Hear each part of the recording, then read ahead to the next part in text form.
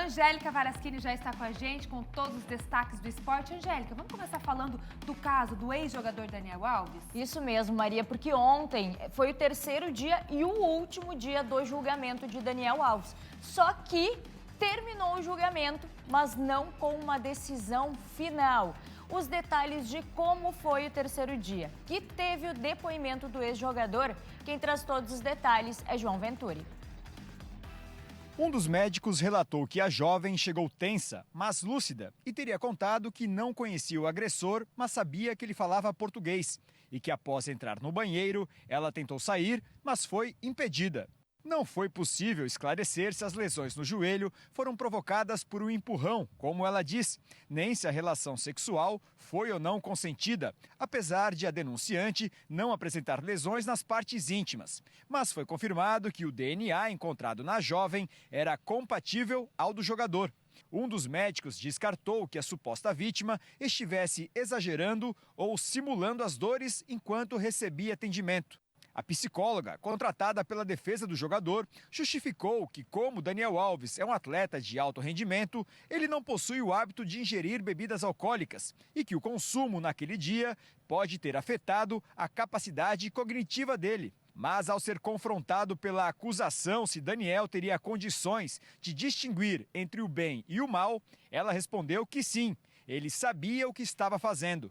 Depois dos trâmites periciais, foram exibidas as imagens das câmeras de segurança da casa noturna. A transmissão em vídeo foi interrompida para os jornalistas que acompanhavam o caso de dentro do tribunal.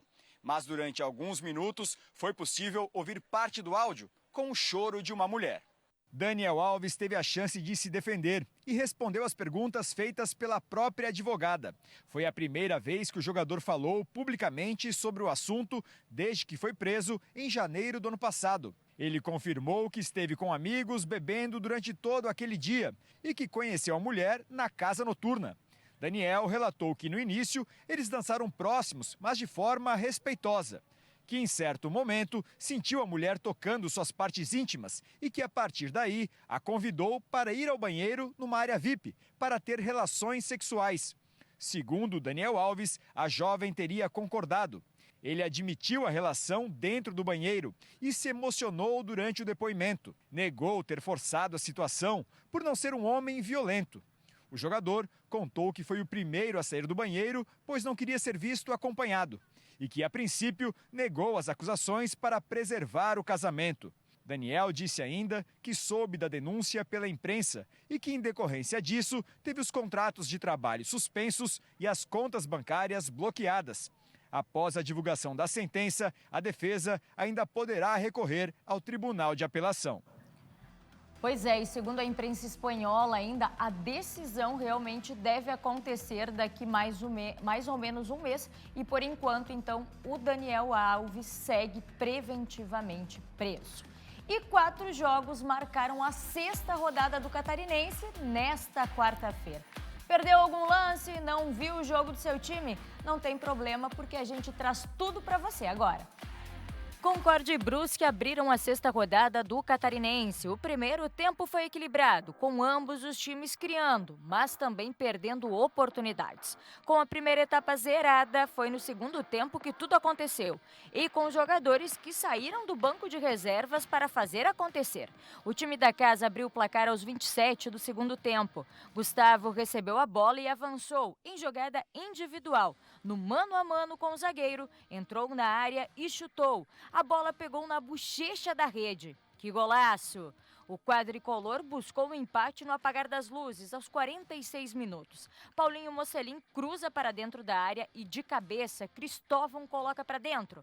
Final de jogo no Domingos Lima, um Concórdia, um Brusque. Marcílio Dias vem mostrando para o que veio na competição e conseguiu mais um bom resultado. Já a Chapecoense amarga o 5º jogo sem vencer. Os gols saíram todos também no segundo tempo. O Marinheiro abriu o placar aos 7 minutos com Wendel. Vitor Guilherme cruzou para a área e no segundo poste, o Wendel esticou todo e colocou o bico da chuteira para balançar as redes. E ele não parou por aí, viu? Foi o Wendel quem ampliou o placar. De cabeça, uma bola pingada na área. Subiu mais que todo mundo e colocou para dentro. O Wendel, o nome do jogo. E, peraí, presta atenção nele. Ele não te lembra ninguém, não? Vou dar uma dica. O Wendel está sendo chamado de Hulk do Vale. É, isso mesmo, pela semelhança com o atacante Hulk do Atlético Mineiro. Tá, mas peraí, vamos voltar para o jogo. A Chapecoense teve 2 lances na trave e a bola teimava em não entrar. Até que Foguinho descontou para a Chape em um golaço de fora da área. Jogo encerrado no Gigantão das Avenidas. 2 Marcílio Dias, 1 Chapecoense. O Tigre recebeu o Barra no estádio Heriberto Wilson e venceu a partida por 1-0. O Barra deu dificuldades para os donos da casa, mas os Felipes deram um jeito para abrir o placar. O gol do Criciúma foi marcado por Felipe Viseu, após passe de Felipe Mateus no início do segundo tempo. Felipe Mateus girou e limpou a jogada dentro da pequena área. Viseu não deixou passar a oportunidade e colocou para dentro. O placar foi magrinho, mas o suficiente para manter o Tigre líder da competição. Criciúma 1, Barra 0. O Joinville recebeu o Avaí em sua casa, mas o Leão não começou sendo uma boa visita e poderia ter aberto o placar já aos 14 minutos da primeira etapa, mas Glauco, como uma muralha, salvou o Jeque. Mas logo depois, em uma jogada de contra-ataque, Garcês recebeu e colocou rasteiro na área para Igor finalizar. O Avaí ampliou aos 30. Giovani tentou chutar rasteiro para o gol. O zagueiro Douglas garantiu o lance e chutou para dentro. Os donos da casa foram atrás do resultado. E aos 37 do segundo tempo, Mamute dominou a bola com a perna direita, girou sem deixar a bola cair e deu um chute com a canhota. Que é isso, hein, Mamute?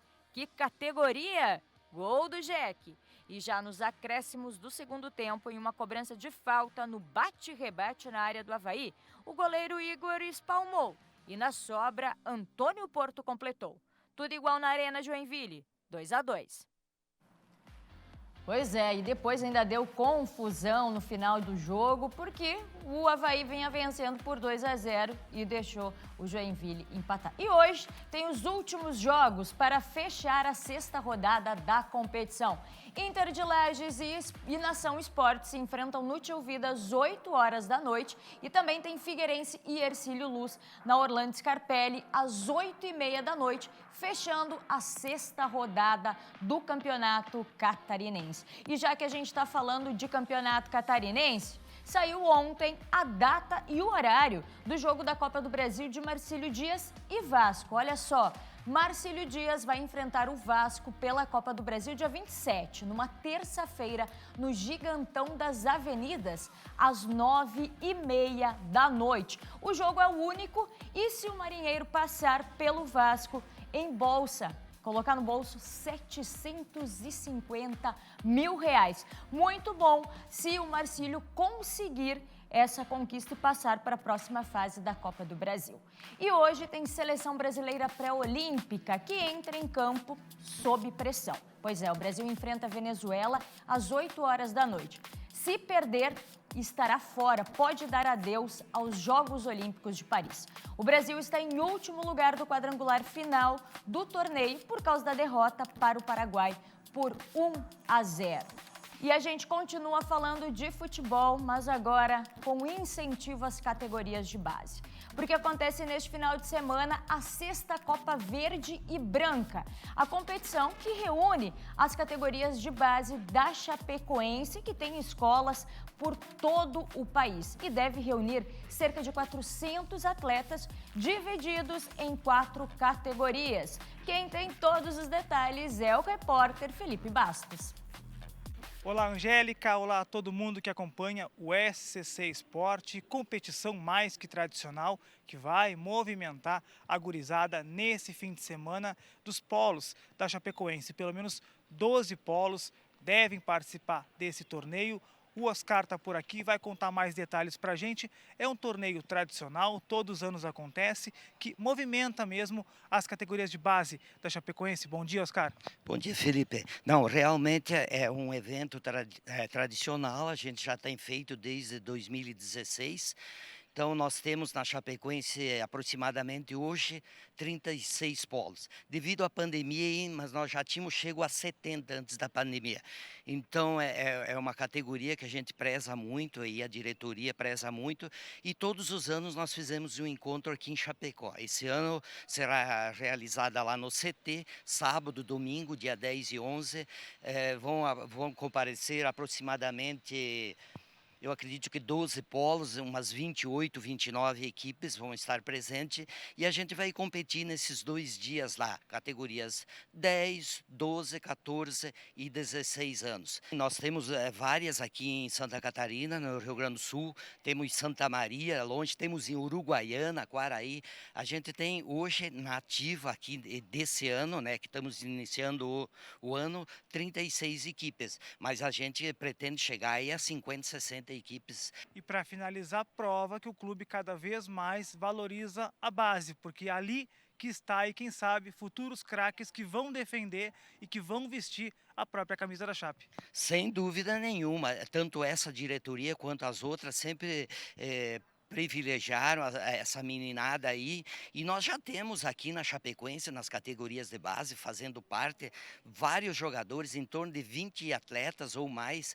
que vieram dessas escolinhas aí espalhadas pelo interior aí dos estados do sul aí. Beleza, obrigado então ao Oscar. Convite então, próximo fim de semana, sexta Copa Verde e Branca no CT da Chapecoense, deve movimentar aí aproximadamente 400 atletas das categorias de base aqui do Verdão. Voltamos ao estúdio. Valeu, Felipe. Chapecoense não está indo bem no campeonato catarinense, mas está dando show nas categorias de base.